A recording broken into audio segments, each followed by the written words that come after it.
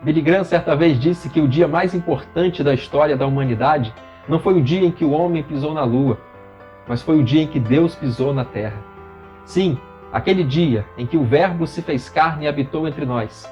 Naquele dia em que o próprio Deus, Criador de todas as coisas, decidiu se fazer como uma de suas criaturas e habitar entre nós.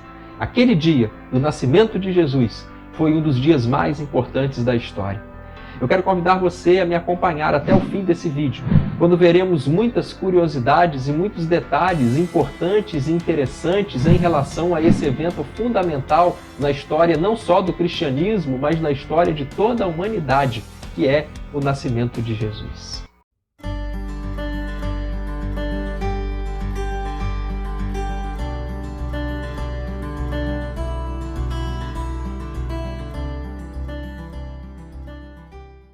Esse é já o 5º vídeo da série que nós estamos fazendo sobre a vida de Jesus.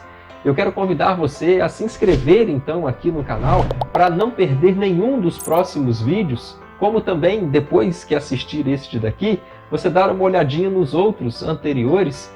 José e Maria, que eram descendentes de Davi, conforme era um pré-requisito das profecias em relação a Cristo, eram noivos e moravam na pequena cidade de Nazaré. Maria era ainda uma jovem, virgem, mas uma mulher de muito temor a Deus, de muita fé, de muita esperança.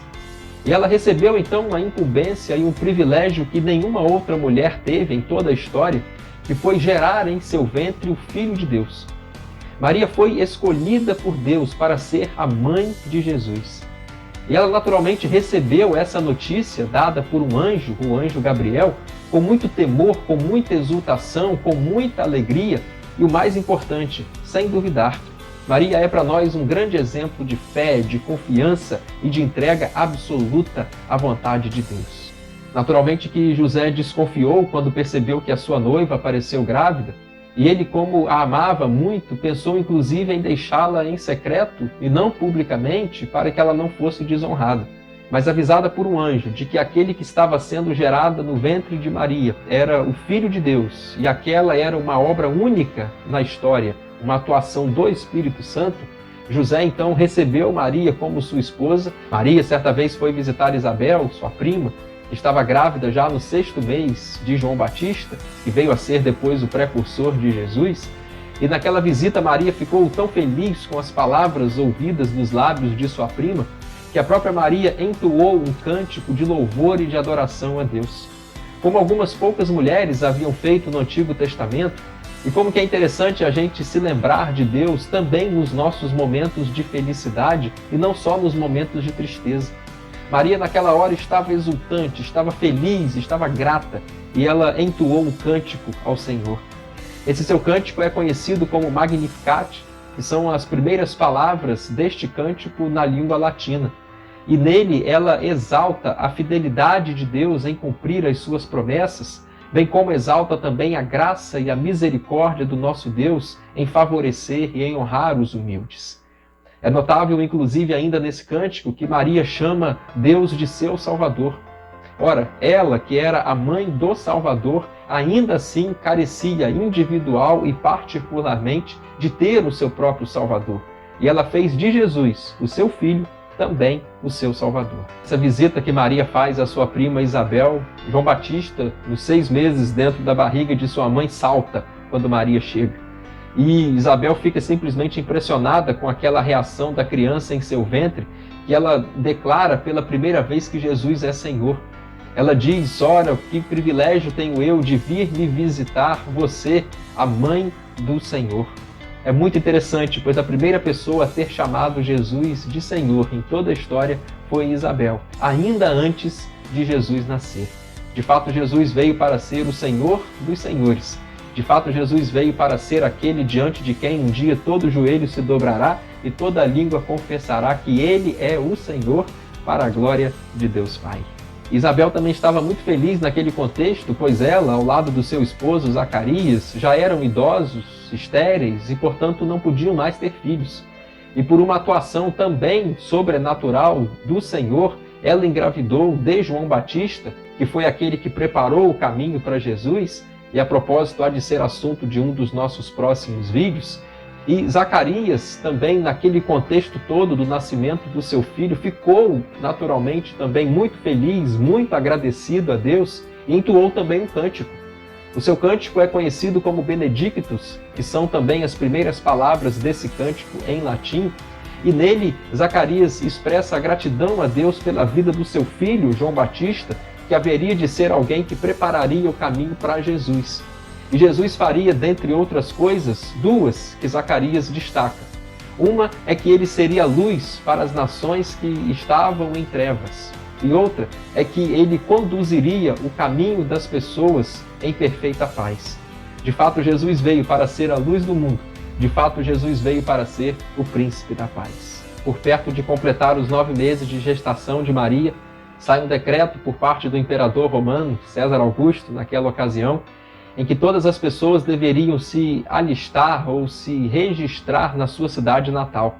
E lá vão José e Maria, embora Maria não fosse obrigada a fazê-lo, José poderia fazer por ela, mas por conta exatamente dela já estar muito próximo de dar à luz, e José tendo assumido o compromisso diante de Deus de ampará-la como esposa e de amparar aquele menino como seu filho, ele a levou com ele na sua viagem lá para Belém. E por providência divina, e conforme visto num dos nossos vídeos anteriores, quando chegam a Belém, lá Jesus nasce. Belém é uma cidade importante para o povo de Israel, porque foi lá que Davi, o maior rei da história deste povo, havia nascido. Belém quer dizer casa do pão. E Belém é conhecida também como Belém Efrata. E Efrata quer dizer fértil. Portanto, Jesus também, ele nasceu na cidade do pão. Ele que veio para ser o pão da vida. Jesus que nasceu numa cidade que é fértil e procura a cada dia corações férteis para que ele possa entrar e fazer diferença na vida desta pessoa. A Bíblia diz que não havia lugar para José e Maria na hospedaria. A palavra aparece assim mesmo no singular, porque é bem possível que Belém, que era uma cidade muito pequena, não tivesse mais do que uma hospedaria. E naqueles dias, então, em que muitas pessoas de várias cidades e regiões próximas a Belém tinham ido até lá exatamente com a mesma finalidade de José e Maria, se registrar, se alistar, então toda a hospedaria já estava lotada, de modo que o único local que sobrou para que José e Maria se abrigassem debaixo de um teto, naquela noite especialíssima e única na história em que Cristo veio a esse mundo, foi num curral. Jesus, o Salvador do mundo, nasceu numa estrebaria. Teve como primeiro berço uma manjedoura, um local onde é colocada a comida dos animais. E assim, da forma mais simples, mais humilde e menos imaginável possível, Jesus veio ao mundo. E nós ficamos pensando que da mesma forma como aquela hospedaria não tinha lugar para Jesus naquele primeiro momento, por estar muito ocupada com outras coisas e outras pessoas, será também que no nosso dia a dia, em nossa vida, nós nos ocupamos demais com outras coisas e com outras pessoas, de modo que nós não temos nenhuma vaga para Jesus? Eu tenho ainda mais algumas informações para passar para você em relação ao nascimento de Jesus, mas eu queria pedir para você já deixar a curtida aqui no vídeo, para você não se esquecer. Porque é verdade que quanto mais curtidas um vídeo tem aqui no YouTube, mais ele é recomendado para outras pessoas e mais indivíduos então terão a oportunidade de conhecer não só esse vídeo, como também essa série e o nosso canal. Então deixe aqui desde já a sua curtida, deixe também algum comentário e já vai pensando aí para quem você vai compartilhar esse vídeo. Eu quero contar com a sua ajuda, tá bom? Obrigado. Naquela noite do nascimento de Jesus, alguns pastores estavam ali próximos àquela estrebaria, tomando conta das suas ovelhas em pleno campo aberto. E é notável então que anjos, seres celestiais, apareceram e começaram a louvar a Deus na presença ali daqueles pastores, e trouxeram a eles boas novas de grande alegria que são para todo o povo, pois naquele dia, na cidade de Belém, na cidade de Davi, havia nascido Jesus, que é Cristo, o Senhor. É interessante que Deus escolheu fazer como o primeiro dos seus ouvintes da notícia do nascimento de Cristo, pastores. A notícia não foi dada lá nos templos para os religiosos, a notícia não foi dada lá nos palácios para os reis e príncipes, mas a notícia foi dada nos campos, para simples pastores. De fato, o nosso Deus é simples.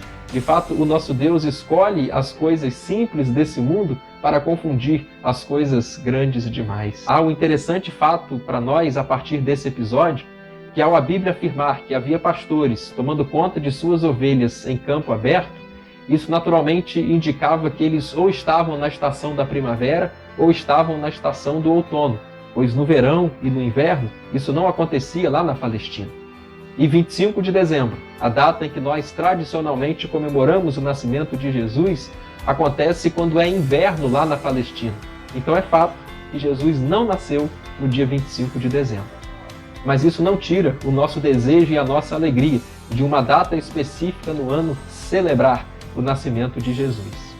É verdade também que não é só a data em relação ao nascimento de Jesus que está errada, mas também o ano. Sabemos que, por ocasião do nascimento de Cristo, vários anos depois, a propósito, o calendário foi zerado e tudo então passou a ser registrado como algo acontecido antes de Cristo ou depois de Cristo. Só que houve um erro nessa conta, de modo que Jesus não nasceu no ano 0, mas Jesus nasceu no ano 4 antes de Cristo. E isso é mais uma informação interessante para nós, porque Jesus é tão impressionante, é tão maravilhoso, que ele nasceu alguns anos antes dele mesmo. Cumprindo todos os rituais judaicos, ao 8º dia de nascido, Jesus é circuncidado e naquele dia ele é nominado. E o seu nome, que já havia sido anunciado por anjos, tanto a José quanto Maria, era Jesus, porque ele haveria de ser o Salvador da humanidade. Quando Jesus tinha cerca de 40 dias de vida, ele é levado pelos seus pais ao templo para que eles cumprissem ali outros 2 rituais judaicos, um em relação a Maria e outro em relação a Jesus. Em relação a Maria, porque a Bíblia diz que a mulher, após o parto, ela precisava, alguns dias depois, realizar uma cerimônia de purificação. E Maria vai e oferece ao Senhor 2 sacrifícios. E aqui vai mais uma curiosidade interessante, mas se a mulher fosse pobre, ela deveria oferecer 2 pombinhas. E a Bíblia registra que nessa oferta ali de expiação do pecado de holocausto, que Maria ofereceu após o parto, ela ofereceu exatamente uma oferta de pobre. Ela ofereceu 2 pombinhas. A lei também dizia que todo filho primeiro de uma mulher deveria ser consagrado ao Senhor. E Jesus, como filho primogênito de Maria, foi também consagrado a Deus naquela ocasião. Presentes no templo naquela importante ocasião estavam 2 idosos, Simeão e Ana, que também tiveram uma participação especial naquela ocasião. Simeão, que havia recebido uma revelação especial de Deus, de que ele não morreria sem que antes visse o Salvador, quando ele contempla aquele menino com apenas 40 dias de vida, ele recebe a informação do Espírito Santo de que aquele era Jesus, de que aquele era o Messias. Então ele pega Jesus em seus braços, diz que Deus pode despedi-lo em paz, pois os seus olhos já haviam contemplado a sua salvação. E ele faz mais um dos cânticos famosos relacionados ao nascimento de Cristo, o cântico conhecido como Nunc Dimittis. Também as primeiras palavras desse cântico em latim. Nesse cântico ele expressa então o poder salvador de Jesus e o fato dele ser colocado como uma pedra, que é usada tanto para edificação, no caso para aqueles que creem, como para esmagar aqueles que descreem. Para você, Cristo tem sido essa pedra que te eleva ou a pedra que te esmaga? Você está sobre Cristo confiadamente, tendo Ele como seu Salvador? E Ana, uma mulher de 84 anos de idade, viúva já há décadas, servia a Deus com toda a integridade, por meio de orações, por meio de jejuns, e naquele dia também ela tem a alegria de contemplar o Jesus criança. Você deve estar se perguntando onde é que está a presença dos magos nesse contexto todo do nascimento de Jesus, mas esse será um assunto do nosso próximo vídeo. Até porque, a propósito, os magos não estavam presentes no evento do nascimento de Jesus. Sabia disso? Eu quero agradecer por você ter nos acompanhado até o fim desse vídeo. Eu louvo a Deus pela sua vida e te espero no nosso próximo vídeo para a gente continuar a série sobre a vida de Jesus. Um grande abraço, até a próxima!